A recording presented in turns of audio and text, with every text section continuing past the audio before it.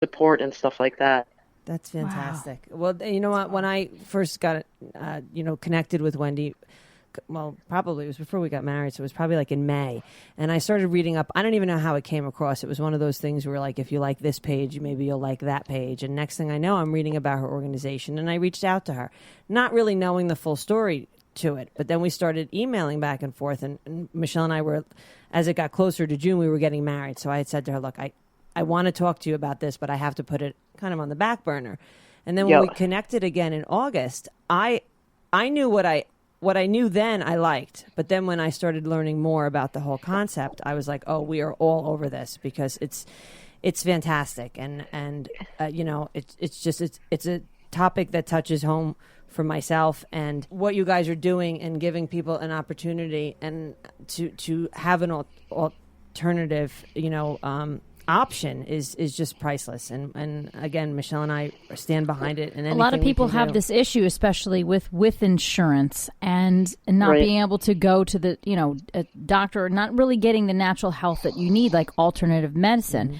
And it's a terrible shame that you can't, insurance pays for anything, acupuncture or sometimes, chiropractic work. It's really, really hard in a lot of states to get any of that care and alternative medicine, which is really a key too, like health, what you put in your body, how you eat, all of it, instead of just, pain medicine. They'll spend tens of thousands of dollars on a pill, but I was just watching something really terrifying about the kickbacks that doctors get from like chemotherapy and stuff like that.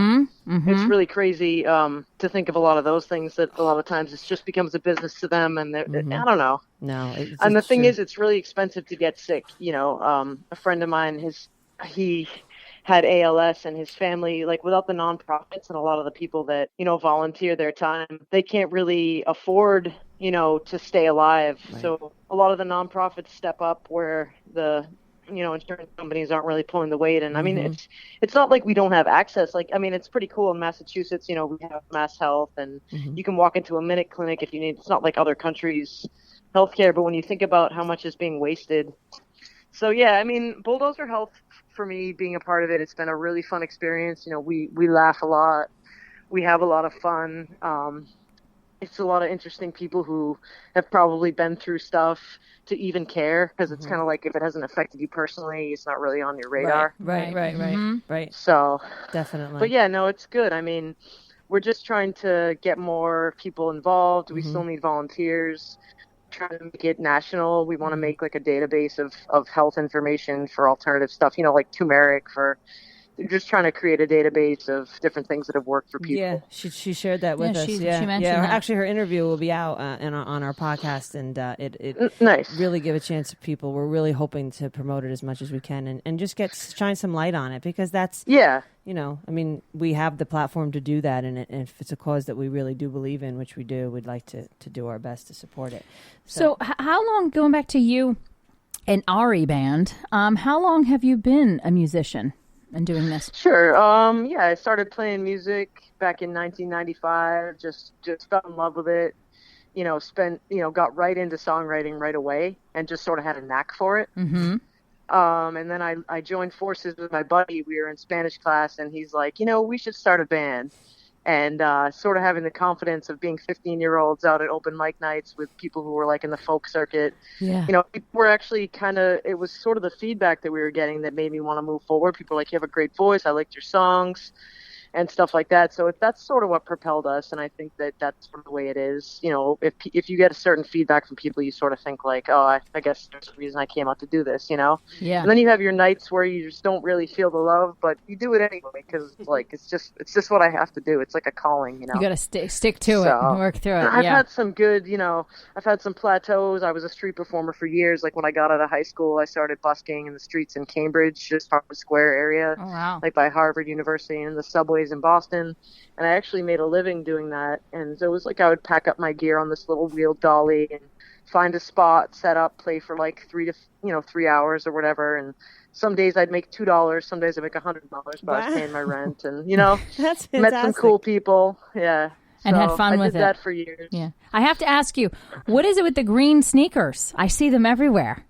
On your photos on Airband, is it like is that your favorite sneaker? And what it on my Bandcamp site? Yeah, if anybody wants to check out music, it's rebands.bandcamp.com. I have the whole repertoire up there. A lot of stuff's free downloads. Sweet. And it's pretty cool because I can put whatever I want up. We make our own rules at Band still. So, but I don't know. My buddy gave me those shoes, so I was just rocking them. They're like nice and fresh and green. I got to bring those back out. Those are good fall shoes. They do that. They look great. I was like, I want a pair of those green things. Yeah. It's a great color. I used to play barefoot all the time. That was like a big thing. That's great. Now I like to let your feet breathe. Oh yeah, really that's important. Wear shoes. The whole reflexology thing.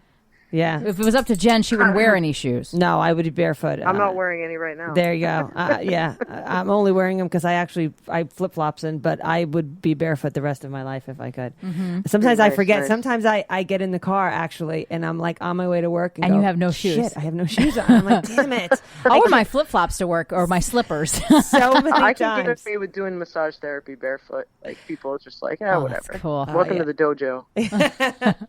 Now, you're as a musician, who would you say were your inspirations? I think growing up, I would have to say like, Blind Melon. Definitely it's John Lennon. I really liked his voice in the Beatles. Tori Amos was an inspiration.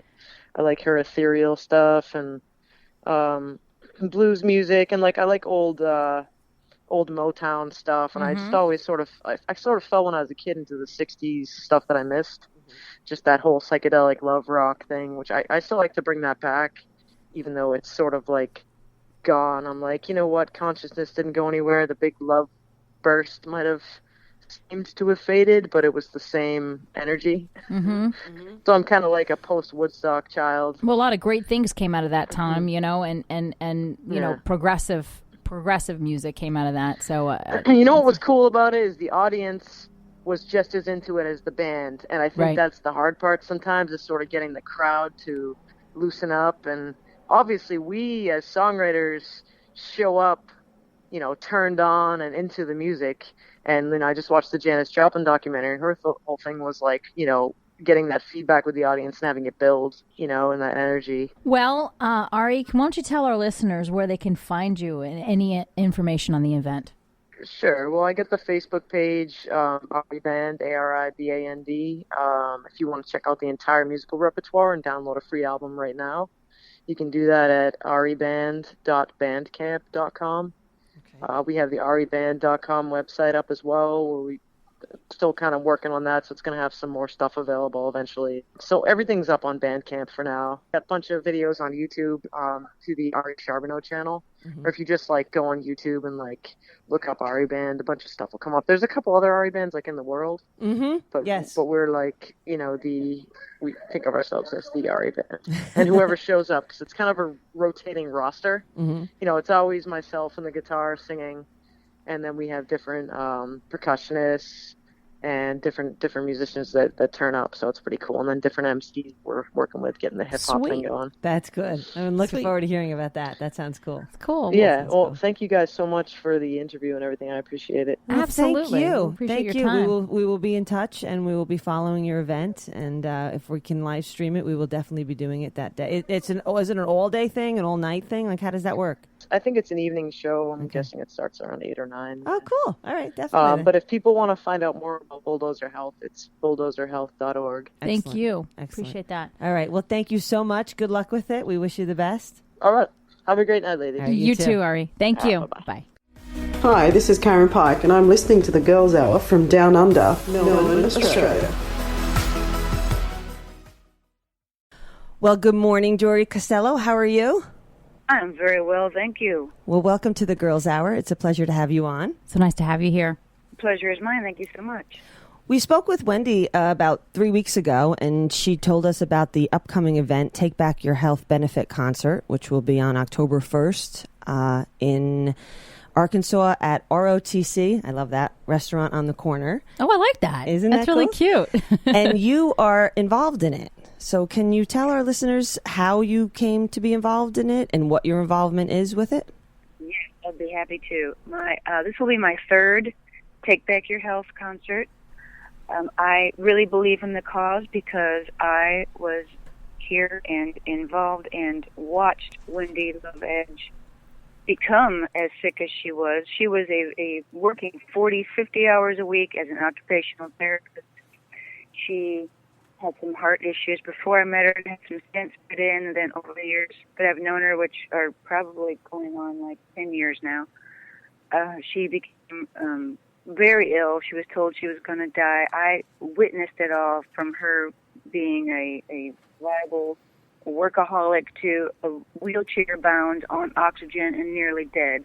Oh my God. And she chose to reclaim her health and learn more about her choices. And she was an occupational therapist, so she knew all about exercise, but things just snowballed, right? And she got into this state, and then she claimed her health back. Now, she is vibrant again and very motivated and determined to help other people become aware of alternative health choices. She was on, I'm sure you know about her story, where she was on at least 17 prescription drugs. They were all counteracting and causing her more harm than good. And I witnessed her go through all that and come out on the other side of it. Wow. Now, she still has health issues, but she deals with it in a better way, and she is much more healthy, and I am a witness of that. And therefore, I am on board with helping people learn about alternative health choices, learn about positive thinking, learn about how to eat live food that sustains your health and your mental aptitude, and it means the world when you eat food that feeds your body and your soul. I absolutely agree with that. Yeah, It's very important what you put into your body, and then people use the analogy. And then when you add music to that formula, it just gets better. Absolutely. I was going to say, people use the analogy of, what do you put in your car? You don't just put sugar and water in your car, you ruin the engine. So this engine in this body and the avatar that we have, it's important what we put into it. Yeah. So, and music is very important. Absolutely. The rhythms and... Which is why it was so important when we met with, I actually found Wendy just from, I would say, cruising the internet, like, Facebook and stuff and things. It's one of those where if you like this page, maybe you'll like that. And her page came up, of course. And then we spoke back and forth. And when we finally got to sit down and talk with her, it really, her story blew Michele and I away to the point where we went way past the time limit that we wanted to have. You were just talking away. And it was like she literally was sitting in front of us and telling a story. Like, and we were just staring at the computer screen, even though she wasn't, there. And anyway, so when she explained the event to us, and one of the things that we do here with the Girls Hour is our goal is to build a community, and the only way we can do that is by getting stories like this one, and then all the people involved in it and sharing it. Because if we don't do that, then it's just us talking. It's much more, which is great too. But we want to utilize what the platform that we have, and then people like you who come forward and are willing to share your story and talk a little bit is we're grateful for. So. Really appreciate that. I want to ask you a question. How long have you been a musician? How long have you been doing this? I have been a musician all of my life. I started playing professionally. Well, if you can consider school professional, I've been playing in public since I was about 14. Wow.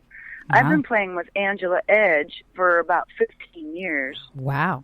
Okay. That's your bandmate, right? Yes. We are called Jori and Oxygen. I would be the Jorian.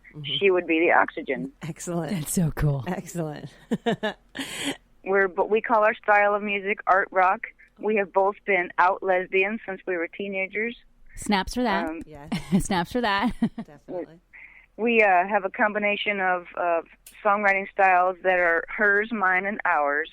And we're in our music. We're a little bit quirky, a little bit angry, a little bit silly, but a whole lot of passionate about music. If we hit play on your iTunes list right now, who would pop up? Probably of that genre, I'd say Barbra Streisand. I have a lot of hers in my collection. and I still listen to Heart. In fact, I'm going to see Heart in October. Are you? They were just here. They are touring. Yes. They are touring in Arkansas, some little bitty town in Arkansas. That's awesome. You know, we were at the beach yesterday, and we came up. We have a parkway highway, and it's we call it down the shore. We live in North Jersey, that's down in South Jersey, and the traffic was horrific. And Michele and I were like, "What is going on?" And they were all backed up to this place